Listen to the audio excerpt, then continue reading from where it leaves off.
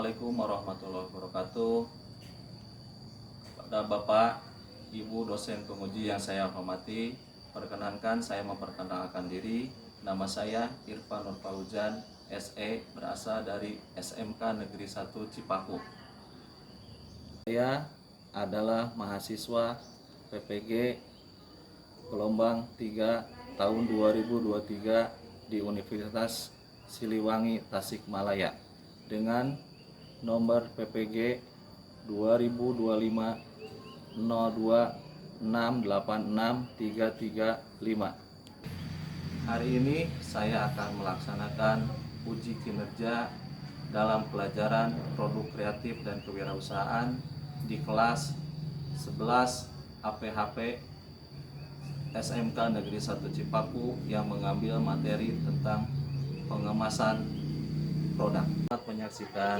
Assalamualaikum warahmatullahi wabarakatuh.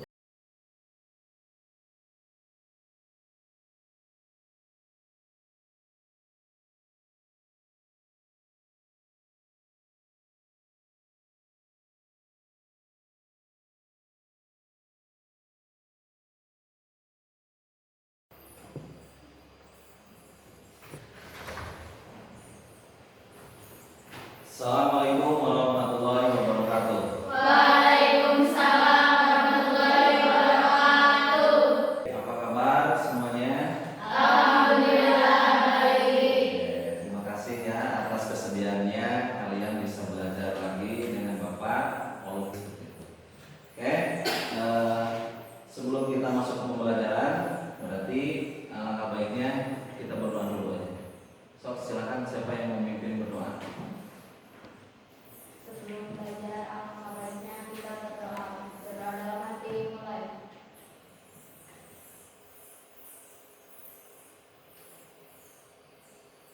Berdoa selesai. Oke, terima kasih yang sudah memimpin doanya. Kemudian Bapak mau ngabsen dulu ya, untuk kehadiran hari ini. Yang tidak hadir siapa? Dewi. Kenapa Dewi? Alfa. Dewi Alfa. Dewi Alfa. Oke, pelajaran sekarang ya, itu mengenai masalah proses pengemasan. Ya. Tapi sebelum masuk ke yang namanya proses pengemasan, Bapak mau bertanya dulu tentang materi yang sebelumnya. Ada yang masih ingat? Silakan acungkan jarinya. Silakan sekali. Memproduksi dimsum. Oke, terima kasih ya. Betul ya. Jadi minggu kemarin kita coba praktek yaitu proses memproduksi dimsum ya. Dari olahan apa? Ikan. Dari apa? Dari olahan daging ayam. Ya. Oke. Untuk tujuan pembelajaran pertemuan kali ini yaitu yang pertama Bapak sebutkan aja ya. Yang pertama yaitu peserta didik dapat mengidentifikasi tahapan proses pengemasan produk. Yang kedua, peserta didik dapat diharapkan menjelaskan tahapan-tahapan proses pengemasan. Dan yang ketiga yaitu peserta didik dapat melakukan pengemasan produk olahan hewani. Dulu di sini ya. Yang pertama yaitu bahan apa yang digunakan untuk membungkus produk makanan.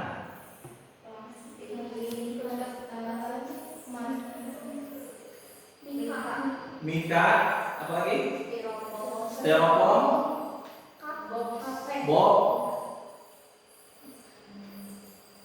Oke ya. Dan nomor 2 ya. Setelah produk jadi dan siap dipasarkan, apa yang harus dilakukan? Yang bisa silakan ajukan jarinya. Pengemasan. Oke, siap ya. Berarti kalian sudah paham ya tentang materinya dulu. Oke, sekarang kita masuk ke pelajaran inti ya. Dimana di sini yaitu yang pertama Bapak akan menampilkan dulu untuk video pembelajarannya. Ya. Silakan kalian simak dulu.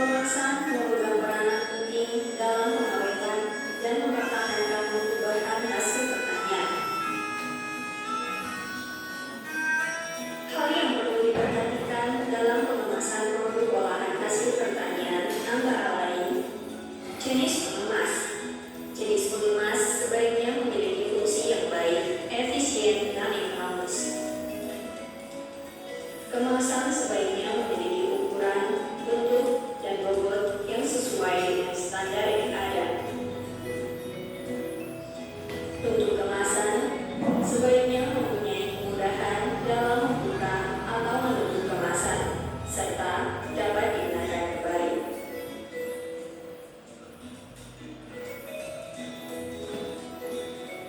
Dalam kemasan, sebaiknya memuat identifikasi, informasi, dan penampilan yang jelas agar dapat membantu promosi atau penjualan.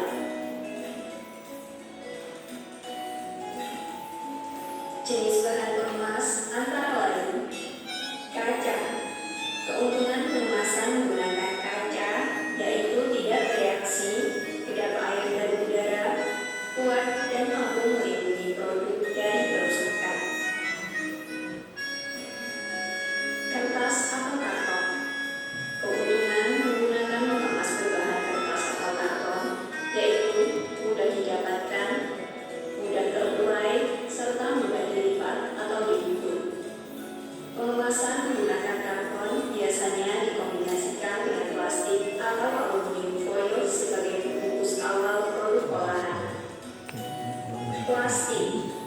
Keuntungan pengemasan menggunakan plastik yaitu mudah ditutup, kedap air dan udara, sehingga mampu melindungi produk dan produk menjadi tahan lebih lama.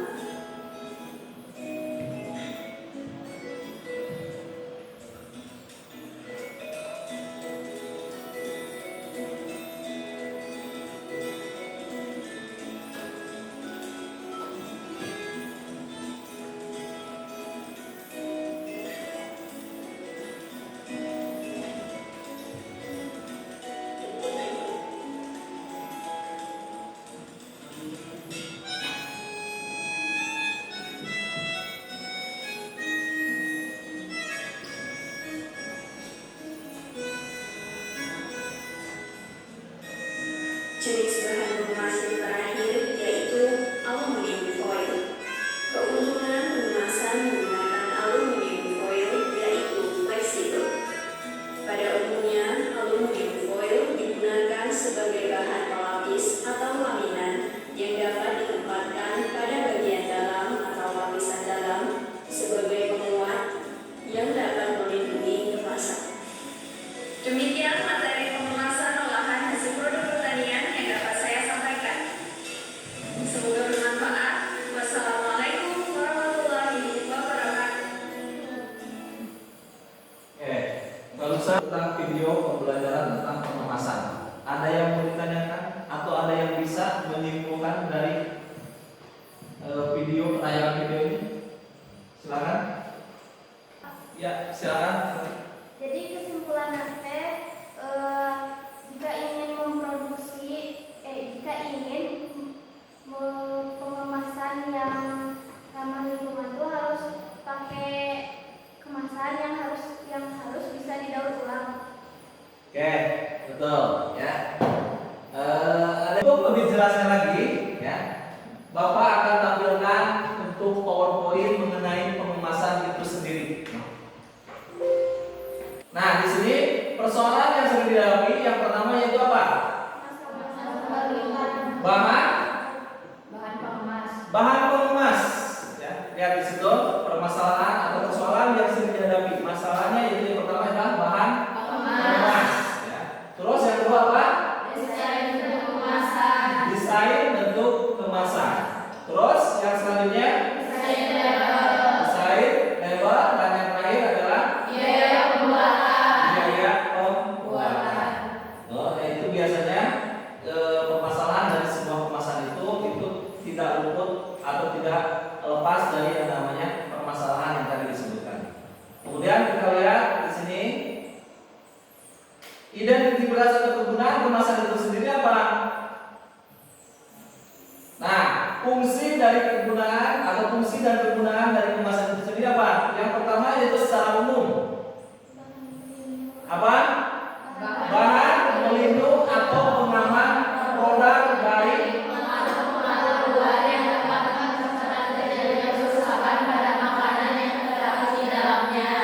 Oke, betul ya. Terus yang kedua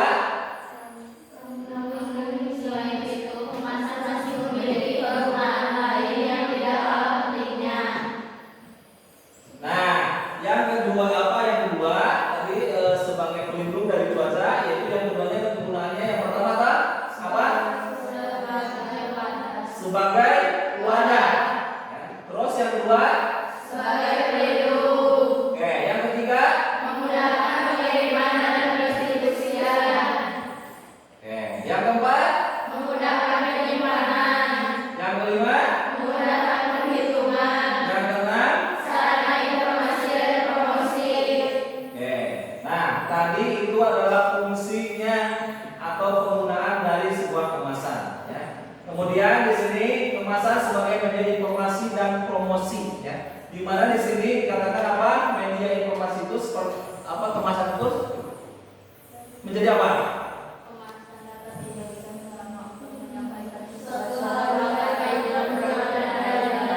Yang ada di dalamnya atau menyampaikan sesuatu yang terkait dengan produk yang ada di dalamnya. Ya. Sedangkan untuk media promosi itu sendiri apa? Kemasan itu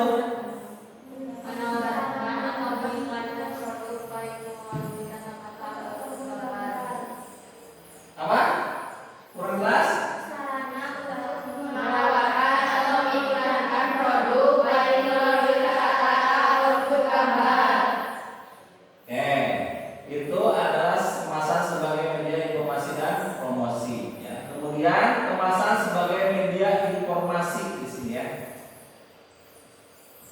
Nah terus ini sekarang yang selanjutnya yaitu jenis-jenis bahan kemasan. Ya, yang pertama yaitu bahan atau material kemasan ada bermacam-macam. Ya. Yang memiliki sifat keuntungan dan kelemahan yang berbeda-beda.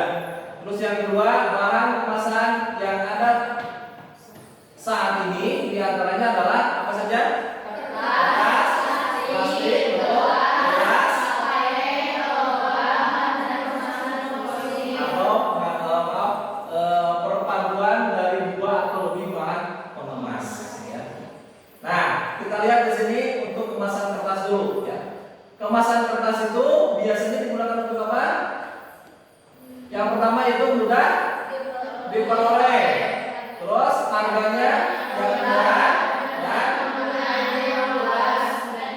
mudah di printing, artinya mudah dicetak, gitu ya. Terus yang selanjutnya masih dalam kemasan kertas, sifat kemasan kertas tergantung dari proses pembuatannya dan perlakuan tambahan yang diberikannya. Ya. Terus yang selanjutnya sifat fisik kimia seperti permeabilitas, mudah dilalui oleh cairan, uap dan gas. Nah ini mungkin kelemahannya ya di sini. Jadi sifat fisika atau kimianya ini kalau kertas itu mudah dilalui oleh cairan, uap atau gas, begitu ya.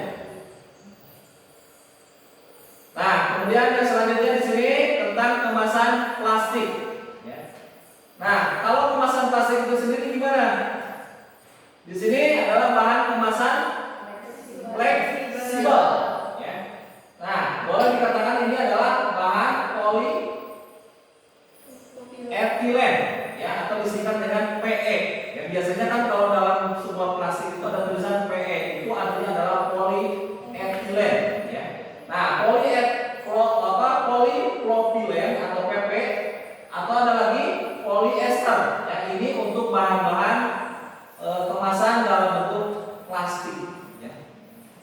Terus yang kedua yaitu kemasan plastik itu untuk memperbaiki sifat-sifat fisik kimia plastik perlu ditambahkan bahan penambah atau aditif yang diperlukan. Ya. Jadi ini proses pembuatannya seperti itu. Nah, yang ketiga di sini bahan aditif yang ditambahkan berfungsi sebagai penyerap sinar UV. Apa itu UV? Ultraviolet atau boleh dikatakan adalah matahari. Gitu. Nah, terus yang selanjutnya ini yang harus diperhatikan dalam pembuatan kemasan. Yang pertama yaitu apa? Kesesuaian antara produk dengan bahan pengemasnya. Oke, yang pertama. Yang kedua, Ukuran kemasan dan ketebalan kemasan. oke, yang ketiga, Desain label dan juga kemasan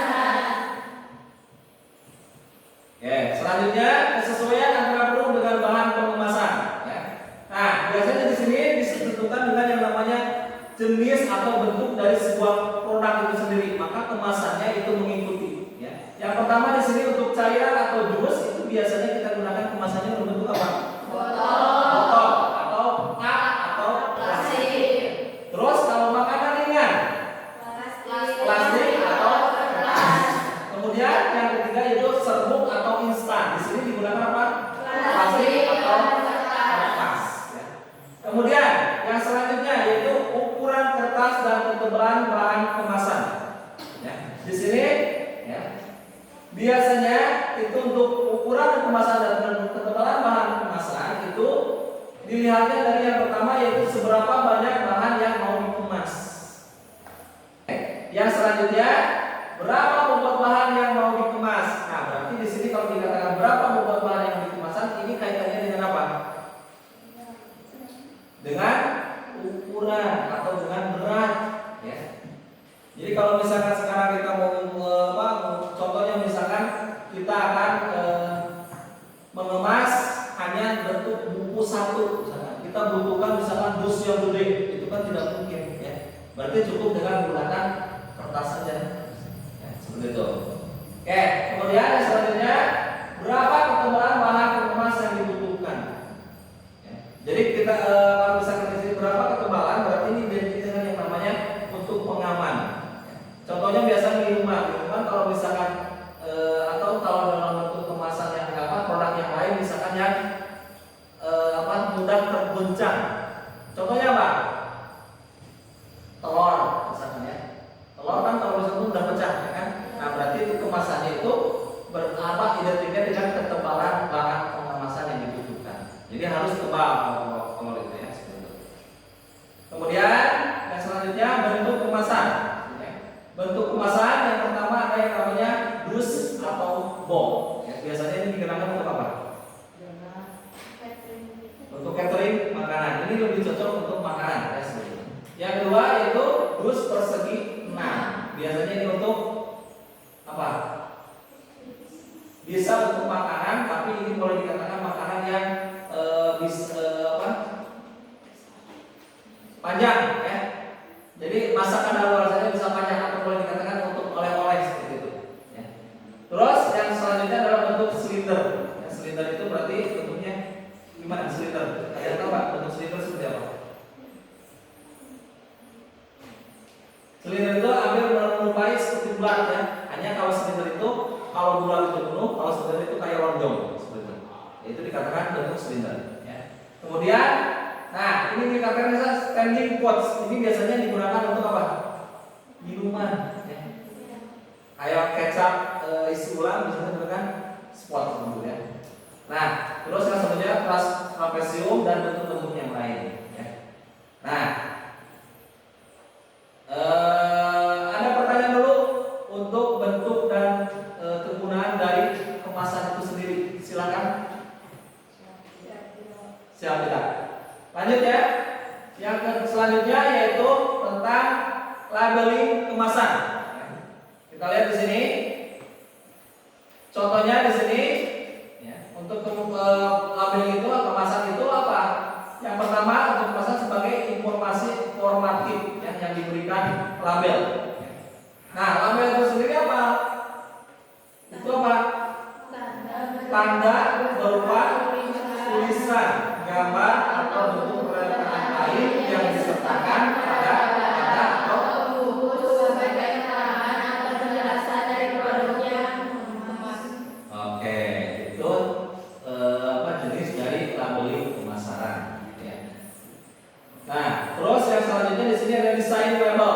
Desain label itu adalah tidak dibatasi atau sesuaikan dengan kreativitasnya. Jadi ini kaitannya dengan desain label ini tidak dibatasi, artinya sesuai dari yang akan menggunakannya, yang fleksibel, ini, ya. Mau seperti apa kemasannya terserah seperti itu. Jadi tidak ada yang baku, ya. Nah, yang selanjutnya yang harus diperhatikan dalam sebuah label itu apa? Yang pertama, label tidak boleh menyesatkan. Yang kedua, memuat informasi yang diperlukan. Yang ketiga, yaitu mencantumkan sesuai dengan ketentuan yang ada. Yang selanjutnya, tulisan keterangan harus jelas, jumlah warna yang digunakan, yang terakhir adalah media jenis cetak yang diinginkan. Label itu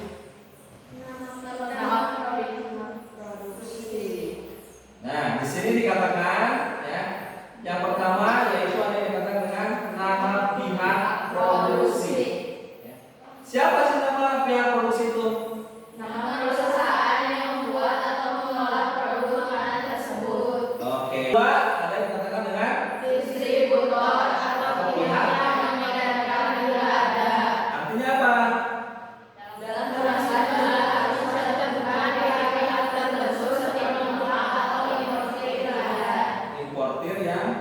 ada atau bila ada, gitu ya. Terus yang ketiga yaitu nomor registrasi dinas kesehatan.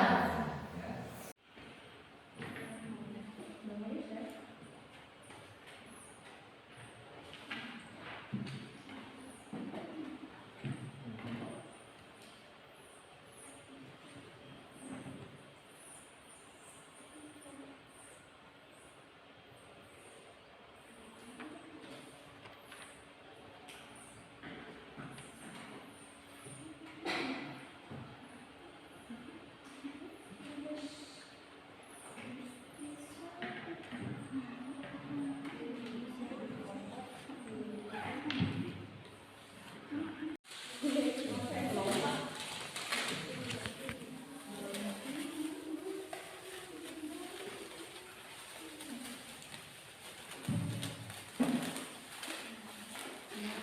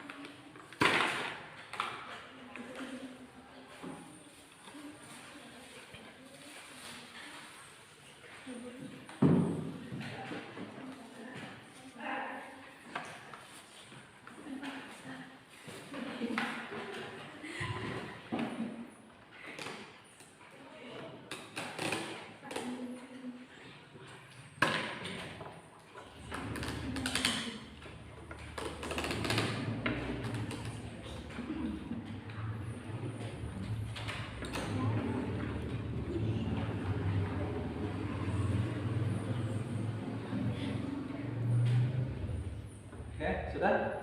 Oke, siap. Cut.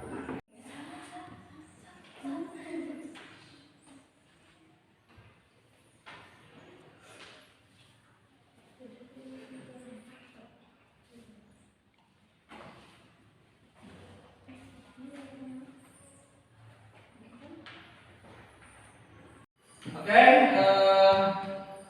tadi sudah ya, kita sudah membuat kemasan produknya ya, atau mengemas produk apa tadi olahan ya, olahan dari ayam.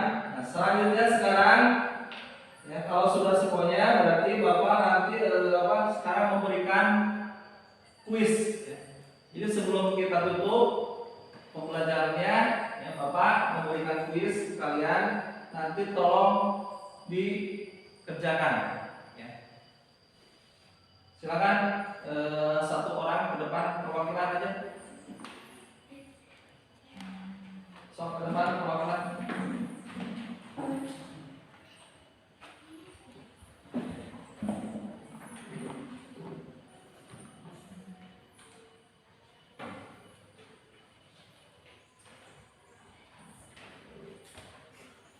Oke, waktunya untuk pengerjaan cukup 10 menit, cukup ya?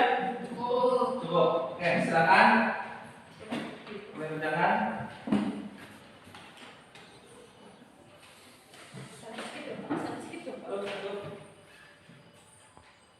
Oke, tadi sudah ya untuk prosesnya.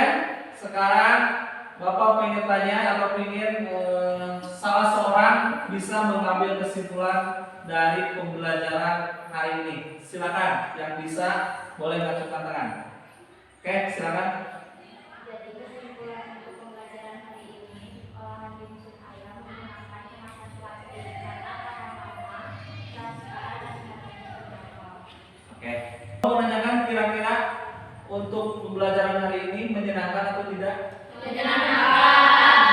Alhamdulillah ya, menyenangkan walaupun kondisinya panas ya, karena cuacanya sekarang boleh dikatakan ditutup. Bapak menyampaikan dulu untuk rencana pembelajaran minggu depan.